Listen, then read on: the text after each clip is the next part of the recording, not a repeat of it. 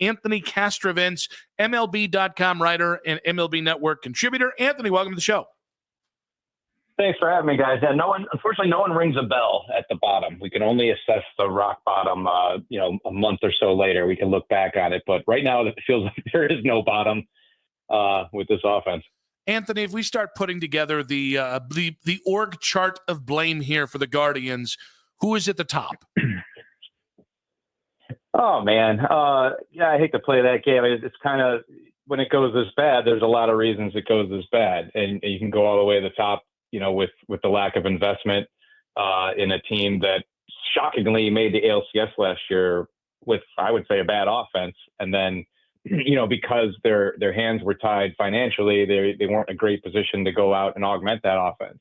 But then I think the front office made it even harder on themselves with their approach to the offseason, where they looked diminished offensively in light of the decisions they made. So, it goes from there. And then you get into the weeds of, just development. They're continuing struggle to develop hitters at the major league level and, coming up into the system to be able to contribute at the major league level.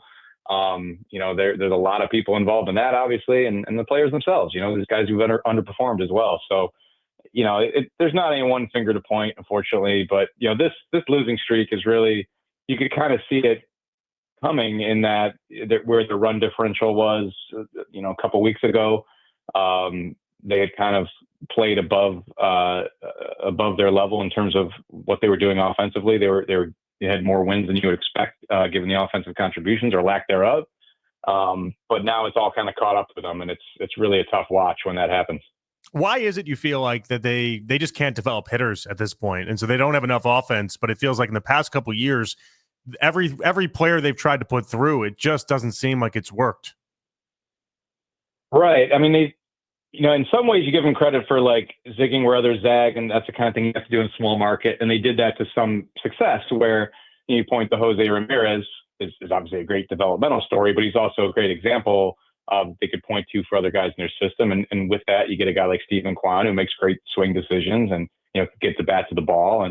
But they probably, I think they've gone a little too far with that style and just not having much thump in their system. And so, I mean, you gotta have power, man. You gotta have power to advance. And I know they had more power in their lineup last year, and look what they did. They were able to get to Game 5 of the ALCS with just a modicum of power. Just imagine if they, had like league average or so, would be monumental for this franchise. So I don't know. They gotta.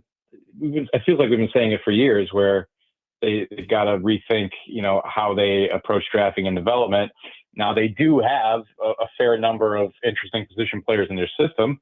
I know fans are clamoring to see them right now. To see at least one of them right now would be incredible. I think it's worth a shot at this point. But so maybe the tide will turn as those guys mature, and the Bazanas of the world, but and the Lauder, of course. But still, I mean, by and large, they have had way more success on the pitching front than on the hitting front. And I think at a certain point, you got to, reinvent the way you, whether it's personnel or what, but something's got to change if you're going to have, they've had sustained success, but if you're going to take that next step and really be a legitimate threat to win a World Series, I mean, you got to have more power than what they've produced.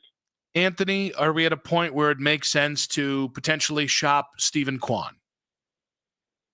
I don't think so. There is an argument to take advantage of this market, which is there's a lot of contending teams. There's kind of a middling, the guys who are pending free agents on bad teams, and there's just not a lot to work with. And I do think the Guardians, barring some major surge, which their schedule does lighten up, so there is that possibility, I guess. But I think what you see is what you get. I mean, it doesn't look like a team that's built to win a championship. So there is an argument to take advantage of that market. I don't think you do it to that degree, but I do think Emmanuel Clase, I would take a good hard look at that. He's signed through next year, I believe. There are, team options attached to that. Relief pitching, always an elite reliever like that, even in the midst of, he's had severe regression statistically this season. We know that, but I think he still has a lot of trade value. So I would be keen on exploring that. I would not that would not be the case with Stephen Quan for me. And I would be surprised if it was the case for them too. Can you ballpark what a Stephen Quan trade would look like? What a net return would be for someone like Quan? That it doesn't hit for a bunch of power, obviously, but he does a lot of. He's a throwback player in many ways. Yeah, and you got him cheap for the next several seasons. You got him cheap through 2027. To me, that's you better get. I'm thinking at least 2 top 100 prospects, in a deal, and maybe like a 4-player trade built around 2 top 100 prospect type of thing. But you got to think about what that signals. If you're the Guardians and you do that deal, I mean, you're in rebuild territory clearly at that point. And they've been very reluctant to be that, to do that and to rip off that Band-Aid and to announce to their fans that, hey, we're going to stink for 3-4 years, but hang with us, because they know that that's precarious with the fan base. But unfortunately, I think they've, built some ill will here with the fan base with the way things have played out in the last 6, 7, 8 months, where, they had strong support last year. They had their highest attendance since 2008. Fans tune in, fans come out to the games. You go on this run to the ALCS, and it's just such a buzzkill where you don't make an active effort to build on that. It was more like, they made rebuildy type moves, trading away an entire right-hand side of their infield. And you could debate the merits of each of those trades individually, but that's what they did. They traded away the right-hand side of the infield of a team that went to the ALCS, and what they brought back has not netted them much. And it was obviously they subtracted a lot of power, and they didn't have much to begin with. And so here we are, and you can understand why the fan base is frustrated because they held up their end of the bargain last year, and the organization did not. Anthony Castrovince on the North Olmsted Chrysler Jeep Dodge Ram hotline. Obviously, we got a lot of ways to go with this, but if the Guardians were to put Emmanuel Clase on the open market, what teams do you think would make most sense for him, and what do you think is a fair price for him, given that he's an elite closer in the prime of his career with, I think, 3 more years of control after this? Yeah, the years of control really, affect the equation there. I'm trying to remember, like last year, Tanner Scott was a big one who moved. I think it's like 4 years, $72 million. Oh, you're talking about trade? Well, no, I'm not talking about at the trade deadline. Yeah, where he was like the darling of the deadline from a release standpoint, but he was a rental. And the Marlins got back a nice package for him. But I think for Class A, I mean, I go back to what I said about Quan. Like, I mean, you might be talking like a couple top 100 prospect type of trade. Which that I'd be more inclined to do, just because relievers to me are so fungible. Like, I love Class A. I mean, I think he's had a great career. He's had an incredible career, but you're always 1 foot out the door. I think when you're a small market team, excuse me, and a not very good team this year, yes, it's nice to have an elite bullpen. It's nice to have an elite closer, but it's kind of a luxury they might not be able to afford if this is the payroll they're going to maintain, et cetera. I would be inclined to explore what would probably be a lot of aggression in the market for someone like that. Which teams would be a fit? Name one. There is severe bullpen issues around Major League Baseball this year. A lot of the top guys got worn out last year. I think it's rearing its ugly head this season, and you could see it more down the stretch. There's not a contender in baseball that couldn't use some kind of help back there. And perhaps be, willing to part with some nice pieces to make it happen. So, I just think that, the way things have trended are awful for them, but at least it's provided some clarity, and there's a lot of teams out there who don't have clarity right now. But I think what you have in Cleveland is some clarity that, hey, this is really, the worst case scenario has played out, right down to losing a pitcher to a gambling investigation. Like, the worst case scenario is played out. So let's make the best of a bad situation. Let's be advantageous in what is clearly a seller's market. Do you feel like after they trade Santana, let's say, and maybe they trade Lane Thomas and somebody else, do you feel like that's when we'll see the young guys come up? Or is there a different reason why we haven't seen Kafis, DeLauder, and Brito? Kafis is banged up. DeLauder, they had a run of lefties, which I would have to hope that played into the consideration of him not being it. I'm still shocked. This is what they've been riding with. I mean, this offense is a really tough watch.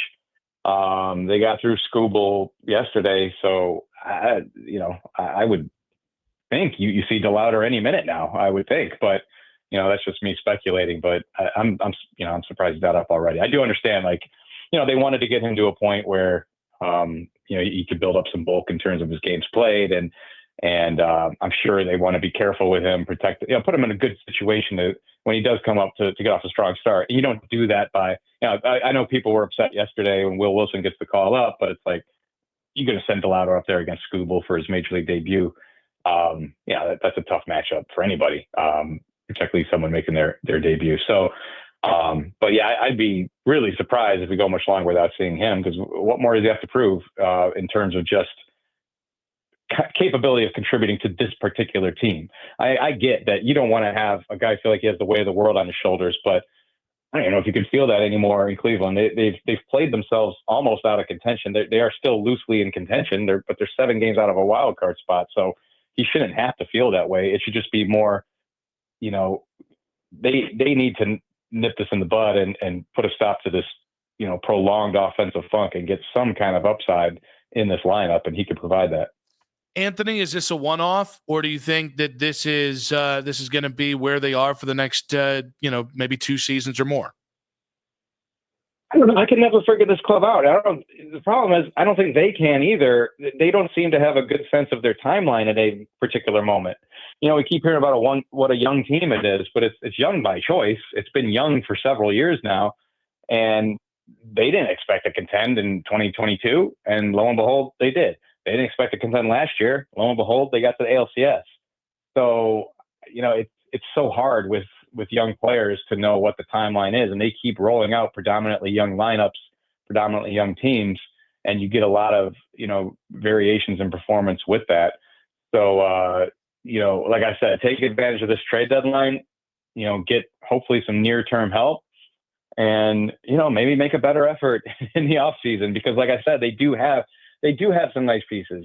They do have some good young pitching. They do have some good young position players who are in the near future, and things could look a lot different very quickly, because we've seen that in Cleveland already in the last few years. I mean, we didn't go into 2022 thinking that young lineup was ready to do anything, and lo and behold, it ran away with the division. So, and then last year, after a season of setbacks, last year they take that step forward again, and here's another step back.